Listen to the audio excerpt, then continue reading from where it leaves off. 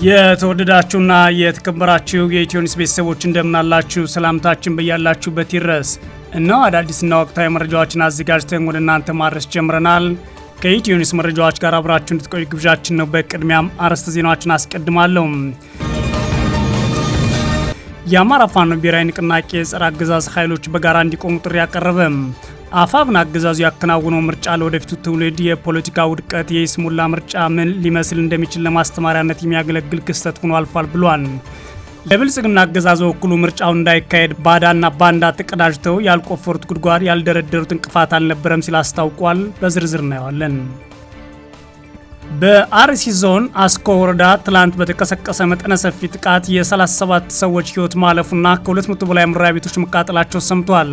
በተደጋጋሚ ከሚደርሰው ጥቃት ባለፈ በትላንትናው ዕለት አገዛዙ ምርጫ አድርጋለሁ በሚለው ዕለት ነው ጥቃቱ የተፈጸመው ተብሏል። በዝርዝር እናያለን። ደቡብ ሱዳን በኢትዮጵያ ድንበር አቅራቢያ የሚገኘውን የግብፅ የጦር ሰፈር እንዲዘጋ መጠየቋ ሰምቷል። ደቡብ ሱዳን ግብፅን የጠየቀቻት ከኢትዮጵያ ጋር ያላትን ግንኙነት ለማሻል አልማ ነው የሚሉ መረጃዎች ቢወጡም በአንጻሩ ደግሞ ግብፅ የጦር ሰፈሯ እንደማትዘጋ እየተናገረች ነው ተብሏል። በዝርዝር እናያለን። በቀጣይ ሳምንታት ከኢራን ጋር ስምምነት ላይ ሊደረስ እንደሚችል የአሜሪካው ፕሬዝዳንት ዶናልድ ትራምፕ ተናግረዋል። በሌላ በኩል የተባበሩት መንግስታት ድርጅት እስራኤል የሊባኖስን አምባ መቆጣጠሯን በተመለከተ አስቸኳይ ውይይት አካሂዷል። የተወደዳችሁና የተከበራችሁ የኢትዮኒውስ ቤተሰቦች አብራችሁን ቆዩ። ወደ ዝርዝሩ አልፋለሁ።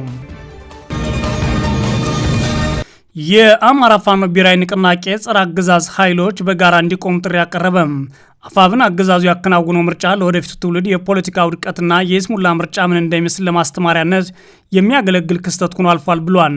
የብልጽግና አገዛዙ በኩሉ ምርጫው እንዳይካሄድ ባዳና ባንዳም ተቀናጅተው ያልቆፈሩት ጉድጓድ ያልደረደሩት እንቅፋት አልነበረም ብሏል። ግንቦት 24 2018 ዓ.ም የብልጽግና አገዛዝ ያከናወነው 7ኛው ሀገራዊ ምርጫ አሁንም አነጋጋሪነቱ ቀጥሏል።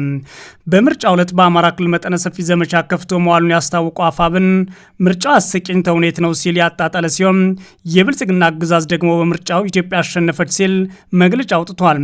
የአማራ ፋኖ ብሔራዊ ንቅናቄ ሊቀመንበር አርበኛ ዘመነ ካሴ ግንቦት 24 2018 ዓ.ም በሰጠው መግለጫ መላው አማራና ኦሮሚያ ክልሎች በጦርነት በሚታመሱበት በዚህ ወቅት የትግራይ ሕዝብ መሰረታዊ ፍላጎትን ከልክሎ ጉሮሮውን ይዞ በሚያስጨንቅበት ወቅት በዚህ ወቅት ምርጫን ለማድረግ በማይቻል ሁኔታ ምርጫ በሚል ህዝቡንና ዓለም አቀፍ ማህበረሰቡን ለማደናገር ተሞክሯል ብሏል።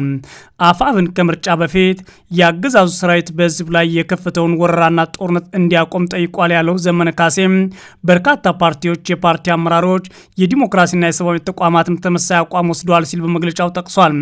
በተለያዩ ቦታዎች የምርጫ አስፈጻሚዎች፣ የታዛቢዎች፣ የምርጫ ቦርድ ሰዎች ከምርጫ ጋር የተያዙ እንቅስቃሴዎችና የምርጫ ቁሳቁሶች እንቅስቃሴ መካሄድ ሳይችል ቀርቷል ብሏል።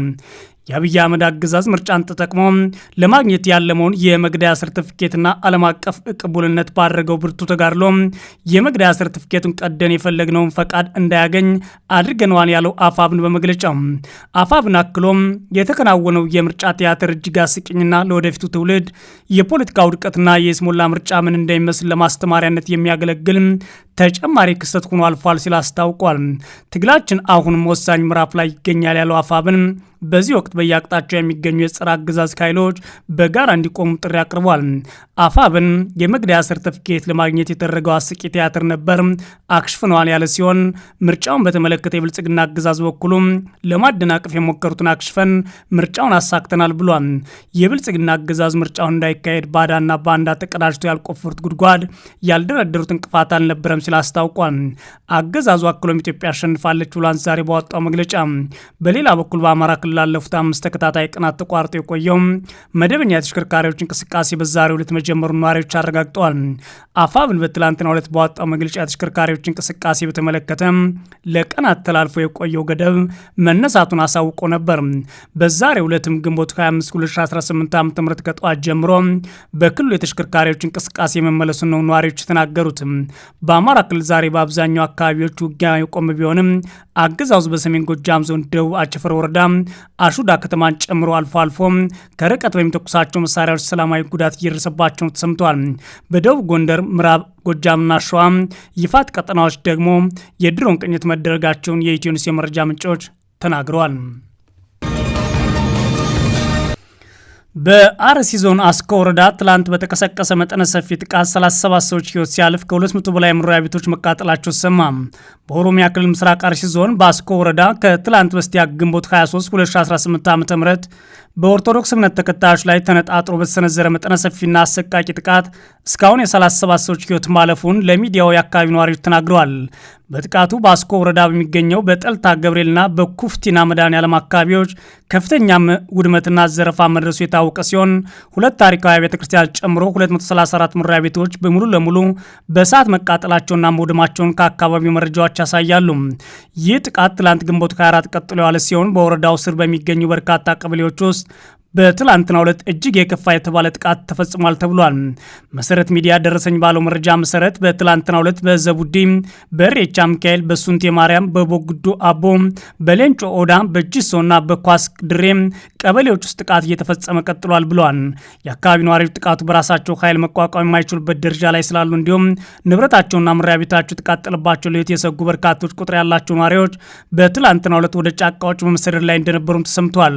ነዋሪዎቹ ቀደም ሲል ላቸው አቅም ራሳቸውን ለመከላከል ጥረት ያደርጉ የነበረ ቢሆንም የመንግስት ካድሬዎች አካባቢውን በማረጋጋትና ዋስትና በመስጠት ስም ነዋሪው እንዲዘናጋ በማድረጋቸው ምክንያት ህዝቡ ለከፍተኛ ጥቃት ተጋልጧን በማለት የአካባቢው ነዋሪዎች በስልክ ቅሬታቸውን አሰምተዋል። በዚሁ ዙሪያ ትላንት ማምሻውን የወጡ ተጨማሪ ዘገባዎች ደግሞ የዚህ ጥቃት መነሻና አጠቃላይ የጀርባ ታሪክ በተመለከተ ሰፊ ጉዳዮች ተነስተዋል። በትላንትናው ዕለት በአገሪቱ ያለውን አጠቃላይ ትኩረት ወደ ሀገራዊ ምርጫ ማርላቱና በዚሁም ሳቢያ በአካባቢ የተፈጠረውን የጸጥታ ክፍተት የታጠቁ ኃይሎች እንደ ምቹ ሁኔታ ተጠቀሙበት ብሏል ነዋሪዎቹም። ይህ በምስራቅ አርሲ ዞን አስኮ ወረዳ በሚገኙ አካባቢዎች በኦርቶዶክስ እምነት ተከታዮች ላይ ያነጣጠረው መጠነ ሰፊ ጥቃት በሀገራዊ ምርጫ ዋዜማና በዕለቱ የታቀደም ይመስል የተፈጸመ ነው ሲሉም ነዋሪዎች ሆን ተብሎ የተፈጸመብን ወንጀል ነው ብለዋል። በወረዳው ስር በሚገኙ ጠላታ ጨፌ ቀበሌ በተፈጸመው ጥቃት የኦርቶዶክስ እምነት ተከታይ መኖሪያ ቤቶች በተለየ ሁኔታ እየተለዩ መቃጠላቸውን፣ ከብቶቻቸው ጨምሮ በርካታ ንጹሐን ንብረቶቻቸው በታጣቂዎች መዘረፋቸውን ተናግረዋል። በዚህም የተነሳ ነዋሪዎች አካባቢዎቹ ሙሉ በሙሉ ለቀው ሱንቴ ወደሚባል ስፍራ ለመሰደድ ተገደዋል ተብሏል። በተመሳሳይ ሁኔታ በዚህ ወረዳ በሚገኘው ካራኩፍቴና ቀበሌ የነዋሪዎች ቤት በተጠናከረ ሁኔታ እየተቃጠለ በመሆኑ ህዝቡ የመድኃኔዓለም ታቦትን በክብር ይዞ ህይወቱን ለማዳንና ቅዱሳን ንዋያተ ቅድሳትን ከእሳቱ ቃጥሎ ለመታደግ ወደ ሱንቴ አካባቢ ሸሽቷል ብሏል። ይህን ጥቃት በሰው ህይወትና በንብረት ላይ ብቻ ሳይሆን በታሪካዊ የሃይማኖት ተቋማት ላይ የሚያነጣጠረ እንደሆነ የተረጋገጠ ሲሆን ከ101 ዓመት በላይ የአካባቢው ማህበረሰብ ታሪካዊ መለያ ሆኖ የቆዩ ጨፋ ቅዱስ ገብርኤል ቤተክርስቲያን ሙሉ በሙሉ ተቃጥሏል ተብሏል። ከዚህ በተጨማሪም የካራ ኩራቴ መድኃኔዓለም ቤተክርስቲያን ንብረት የሆኑ ልዩ ልዩ የአገልግሎት መስጫ ክፍሎች፣ የእንግዳ ማረፊያዎችና ልዩ ልዩ ህንፃዎች በተመሳሳይ ሁኔታ በእሳት እንዲጋዩና እንዲወድሙ ተደርገዋል ሲል መሰረት ሚዲያ ዘግቧል። ደቡብ ሱዳን በኢትዮጵያ ድንበር አቅራቢያ የሚገኝን የግብፅ የጦር ሰፈር እንዲዘጋ መጠየቋ ተሰምቷል። ደቡብ ሱዳን በኢትዮጵያ አቅራቢያ የምትገኘው ስትራቴጂካዊቷ የድንበር ከተማ ጋክ ውስጥ የሚገኘውን የግብፅ ወታደራዊ ኃይል ቤዝ እንዲዘጋ መጠየቋን አልሃም ሞርኒንግ ዘግቧል።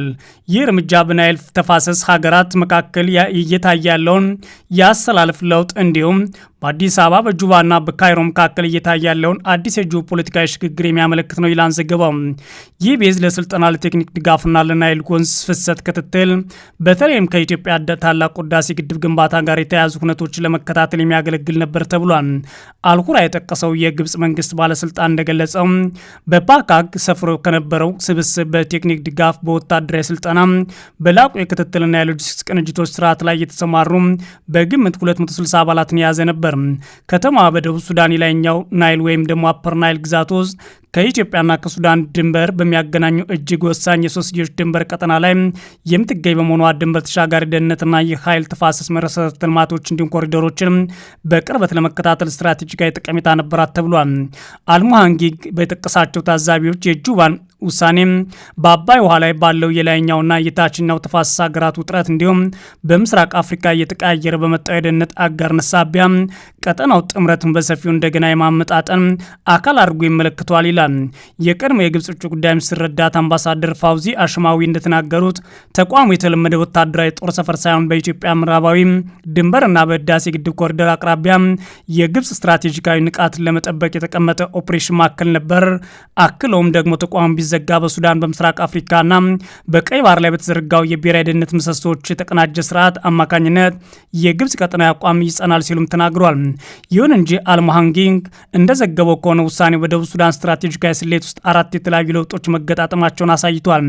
እንደ አውሮፓውያን አቆጣጠር በ2024 መገባደጃ የናይል ተፋሰስ ትብብር ማዕቀፍ ስምምነትን ማጽደቋ በሱዳን ውስጥ ባለው አለመረጋጋት ምክንያት በኢትዮጵያ በኩል በሚያልፍ አማራጭ የነዳጅ ኤክስፖርትና የሎጂስቲክስ መስመሮች ላይ ያላት ጥገኝነት እያደገ መምጣቱ በቀጠናው ግጭቶች ውስጥ የውክልና ጦርነት መድረክ ከመሆን ጋር ተያይዞ ያላት ስጋት እንዲሁም በኢኮኖሚ ቀውስ ውስጥ በውስጥ የፖለቲካ ፍክክር መካከል ፕሬዚዳንት ሳልቫኪር ማርዲያት እየታዩ ያለው የሀገር ውስጥ የፖለቲካ መልእክቶች ናቸው ይላል ዘገባው። በየካቲት ወር 2018 ዓ.ም ደቡብ ሱዳን፣ ግብጽና ሱዳን የናይል ተፋሰስ ሀገራት የትብብር ማዕቀፍ ስምምነትን እንዲቀላቀሉ በይፋ ጠይቃም ነበር። የናይል ተፋሰስ ሀገራት የትብብር ማዕቀፍ ስምምነት በናይል ተፋሰስ ሀገራት መካከል የአባይን ውሃ ፍትሐዊና ዘላቂ በሆነ መልኩ ጥቅም ላይ ለመዋል ታስቦ የተዘጋጀ ነበር። የደቡብ ሱዳን ብሔራዊ ፓርላማ ከበርካታ ምክር በኋላ የትብብር ማዕቀፉን ሐምሌ 1 ቀን 2016 ማጽደቁ ይታወሳል። በጁባ በተካሄደው የናይል ቀን አከባበር ላይ ንግግር ያደረጉት የደቡብ ሱዳን የውሃ ሀብት መስኖ ሚኒስቴር ጄምስ ማዊች ማኩዋች ግብጽ፣ ሱዳን፣ ኬንያ እንዲሁም ዴሞክራቲክ ሪፐብሊክ ኮንጎ የስምምነቱ አካል እንዲሆኑ ጥሪ አቅርበው ነበር። የካርቱምና የካይሮ ተቃውሞ ቢኖርም ስምምነቱ አስፈላጊነቱን የሀገሪቱን ይሁንታ ካገኘ በኋላ መስከረም 3 ቀን 2018 ዓ.ም በይፋ በስራ ላይ መዋሉን ይታወሳል። ስምምነቱ እስካሁን ድረስ በኢትዮጵያ፣ ሩዋንዳ፣ ኡጋንዳ፣ ታንዛኒያና ዴሞክራቲክ ሪፐብሊክ ኮንጎ ጨምሮ በበርካታ የላይኛው ተፋሰስ ሀገራት ተቀባይነት አግኝቷል። ሆኖም ግብጽና ሱዳን የናይል ውሃ ከፍተኛ ድርሻ የተሰጣቸውን የቅኝ ግዛት ዘመን ስምምነቶችን የሚገዳደር ነው በሚል እስካሁን አልተቀበሉትም። በዚህ ሂደት ውስጥ ያለችው ደቡብ ሱዳን በኢትዮጵያ በኩል ያለባትን ጫናና ያላትን ጥቅም ለማስከበርም አለ የግብጽ መንግስትን አጠቃላይ ጦር ከቀጠናው እንዲወጣ ልታደርግ ነው ተብሏል። የብልጽግና አገዛዝ በተደጋጋሚ ግብጾች እያሰለጠኑ በዛ አካባቢ ጠላትን እያሰማሩ ነው የሚል በኢትዮጵያውያንና በተለያዩ ፖለቲከኞች ዘንድ ይቀርብ የነበረውን ክስ ውድቅ ሲያደርግ ቢቆይም ግብጽ ግን ለዛ ዓላማ በዛ አካባቢ ጠንካራ ጦር አሰማርታ እንደነበረ አሁን ተነግሯል። በቀጣይ ሳምንት ከኢራን ጋር ስምምነት ላይ ሊደረስ እንደሚችል የአሜሪካው ፕሬዝዳንት ዶናልድ ትራምፕ ተናገሩ። በሌላ በኩል የተባበሩት መንግስታት ድርጅት እስራኤል የሊባኖስ አምባ መቆጣጠሯን በተመለከተ አስቸኳይ ውይይት አካሂዷል። የተባበሩት መንግስታት የጸጥታው ምክር ቤት እስራኤል የሊባኖስ ጥንታዊ አምባ ቢልፎርትን በቁጥጥር ስር መዋሏን በተመለከተ ትላንት አስቸኳይ ውይይት አካሂዷል። በተመድ የሩሲያ አምባሳደር ቫስሊን ኔቤንዝ እስራኤልና ሊባኖስ በአሜሪካ አሸማጋይነት የደረሱት የተኩስ አቁም ስምምነት እስራኤልና ሊባኖስ ላይ ጥቃት እንድትፈጽም ከለላ ሰጥቷታል ብሏል። ሊባኖስ የጋዛ ሰርጥ ዕጣ ፈንታ እንደሚጠብቃትም አክሏል። በተባበሩት መንግስታት የፈረንሳይ ልዑክ ጀሮም ቦንፎን ውይይቱ እንዲካሄድ ሀገራቸው ጥሪ ማቅረቧን ጠቅሰው እስራኤል ራሷን የመከላከል መብት ቢኖራትም ሊባኖስ ላይ የምታረሰው ጥቃት ምክንያት አይደለም ብለው ንግግር አድርገዋል። በሺዎች የሚቆጠሩ ንጹሃን አስተራሩና እንደተፈናቀሉ የፈረንሳይ ተወካይም ተናግሯል። የአሜሪካ ተወካይ ማይክል ጄ ዌልዝ በበኩላቸው ድርድርን ጨምሮ ዲፕሎማሲያዊ ጥረቶች መቀጠላቸውን ተናግረዋል። ህጋዊ የሊባኖስ መንግስት በቴህራን ከሚደገፉ አሸባሪ ሀገሪቱን ነጻ ለማውጣት ተነሳሽነቱን አሳይቷል ሲሉ አሞካሽተውታል። የሊባኖስ ተወካይ አህመድ አራፋም ደግሞ መንግስታቸው ነገሮችን ለመቆጣጠር ይሞክርም እስራኤል እንደ ሁልጊዜውም ቀጠናዊ ሁኔታ እየተጠቀመች ትገኛለች ብሏል። እስራኤል ሐኪሞችን፣ ሆስፒታሎችን፣ ጋዜጠኞች፣ ትምህርት ቤቶችና የጸጥታ ተቋማትን ኢላማ በማድረግ ስልታዊ የውድመት ዘመቻ ከፍታለችም ብሏል። በተባበሩት መንግስታት የእስራኤል ልዑክ ዳኒ ዳኖን አንድ ቀን ተነስተን ሊባኖስ ለመግባት አልወሰንም፣ አማራጭ አጠን ነው ሲሉ ምላሽ ሰጥተዋል። ኢራን ሄዝቦላ በእጅ አዙር መጠቀም መቀጠሏን ጠቅሰው የተኩስ አቁም ስምምነቱ ላይ ቢደረስም የሄዝቦላ ሚሳኤልና ድሮን መተኮስ አላቆመም ብሏል። በሌላ በኩል በቀጣይ ሳምንት ከኢራን ጋር ስምምነት ሊደረስ ይችላል ሲሉ ትራምፕ ተናግረዋል። ከኢራን ጋር የተኩስ አቁም ለማራዘምና የኮርሙዞች መጠን ለመክፈት በቀጣይ ሳምንት ስምምነት ላይ እንደሚደረስ የአሜሪካ ፕሬዝዳንት ዶናልድ ትራምፕ ለኤቢሲ ተናግረዋል። አሁን ላይ ነገሮች በጣም ጥሩ ናቸው፣ ውስን ችግሮች ነበር፣ ነገር ግን እንዳያችሁት በፍጥነት ፈትቸዋለሁ ሲሉም በስልክ በሰጡት ቃለ ምልልስ ገልጸዋል። ትራምፕ ችግር ብለው የጠቀሱት እስራኤል በሊባኖስ ላይ የምታረሰውን ጥቃት ኢራን ማስቆጣቱ ነው። ሄዝቦላ በእስራኤል ላይ ጥቃት ማድረስ እንዲያቆም ከአሜሪካ የቀረበለትን ሀሳብ መቀበሉን ሊባኖስ ማስታውቃለች። እስራኤል በሊባኖስ መዲና ቤይሩት ጥቃት ላለመፈጸም ተስማምታለች። ትራምፕ ከጠቅላይ ሚኒስትር ቤንያሚን ኔታንያሁና ከሄዝቦላ ተወካዮች ጋር መወያየታቸውን ጠቅሰው ተኩስ ለማቆም ተስማምተዋል ብለዋል። ትራምፕ ሄዝቦላ ተተኩሱ ብያቸዋለሁ፣ ቤቢ ኔታንያሁ እንዳይተኩስ ነግሬዋለሁ፣ ሁለቱም ተተኮሱ አቁመዋል ሲሉ አክለው ተናግረዋል። በቀጣይም የሆርሙዝ ወሽመጥ ይከፈታል ብለው እንደሚያምኑ ትራምፕ መናገራቸውን ቢቢሲ ዘግቧል። የተወደዳችሁና የተከበራችሁ የኢትዮ ኒውስ ቤተሰቦች መረጃዎቻችን እነዚህ ነበሩ። መልካም ጊዜ እመኛለሁ።